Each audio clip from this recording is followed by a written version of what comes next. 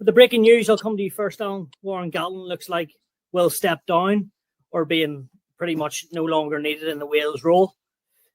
14 defeats in a row. Are you surprised that it's happened on a Tuesday morning? I know they were having a big meeting and halfway through a tournament, or not quite? Or was it inevitable and it was always going to happen, whether it was now or in 3 or 4 weeks' time? A little bit surprised. I think when they backed him in November and decided that he would continue, I thought that, maybe just see out the rest of the Six Nations. But there's a lot of noise in Wales, isn't there? And a lot of comments on social media. And they're in a tough place at the moment. It's sad in a sense, to see Wales like that. They have a lot of young players. They've lost a lot of players in the last number of years, very significant, experienced players. So essentially it's a rebuild, but it goes deeper than that, I think, with the regions and other issues in the Welsh Rugby Union, and mainly comes down to, particularly with the regions, is they're struggling financially. And, so it's difficult for them to go out and sign marquee players or anything like that. And, so it's the overall package is pretty dark there at the moment, and I suppose the pressure of the results, and it is a results-driven business, has made this happen, and this is why it's happened. So I don't know who'd want the job. Who are they going to put in there? Now it's obvious that, obviously I think unless they have someone lined up, that they'll put in an interim coach there, or maybe from the current coaching staff, someone will take over. I don't know if that's going to change their fortunes.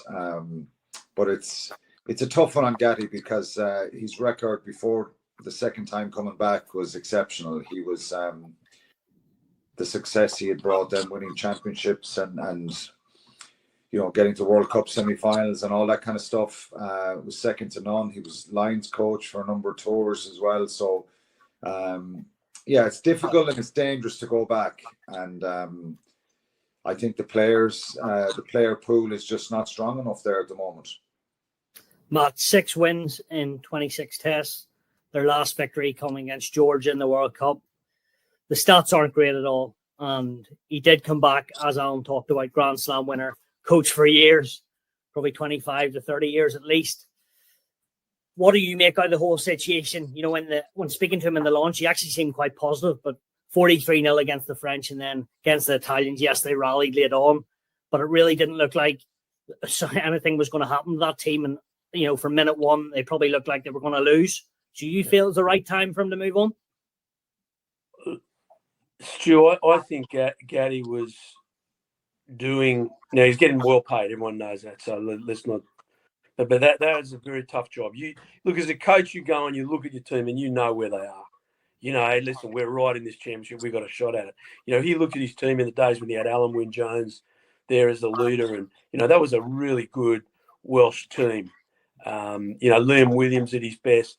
They had a lot of really strong players in that side, and that team won for a reason. This team is losing for a reason. I think Gatty's really came back to help Wales out. He knew they were in trouble, and he thought his experience and seniority could get him through a hard time. Let's remember at the World Cup, they flogged Australia at the World Cup. So that it was going, but right now, minus those old players, this is a really. I don't want to be derogatory, but it's not a Welsh team with a lot of playing talent, especially across their back line. It is, their tens have been well below international standard in this tournament, and they have been all last year as well. Remember, 3 of those defeats were to Australia. Australia are not a great side at the moment. I feel for Gatty. A lot of people bag him. I don't. I've always had a lot of time for Warren.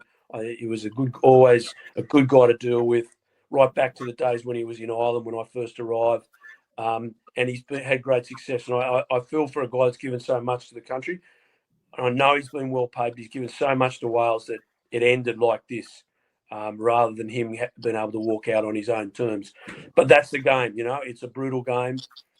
The question is, do Wales get a dead cat bounce against Ireland because of that? Do they bounce? Like, I can't see that happening. I can't see the change of coach having a major impact. Now, when we were on the show the other day, Rob and I were talking about it. And Rob's suggesting that some defensive systems need changing, and that's true. That's true. I'd agree with that. The way Wales let in their defensive structure, the way they let in that try off the scrum against Italy was very poor. That they were out of position. Italy saw they were out of position and pounced on it, and they scored a really beautiful try as it turned out from the scrum. So those sort of things can be changed, but ultimately, as Alan said, you go down into the depths of Welsh rugby, and the problems for this national team start way, way, way down the list. When's the last time a Welsh under-20 side put up some strong performances? When's the last time we saw the regions playing well? Was the region model the right model? I've always maintained that was the wrong model. Having played there for Swansea, you put Swansea and Neath together, they hated each other's guts, and yet they put them together. The whole system in Wales is not working for the good of the national side at the moment. So they've got, and it's sad, I agree with Alan, it's a sad day. It's not a day of any rejoicing. Warren's been sacked. He's a guy's given his life to the game. Wales will come last in this championship, and I don't see any way forward for them in the short term.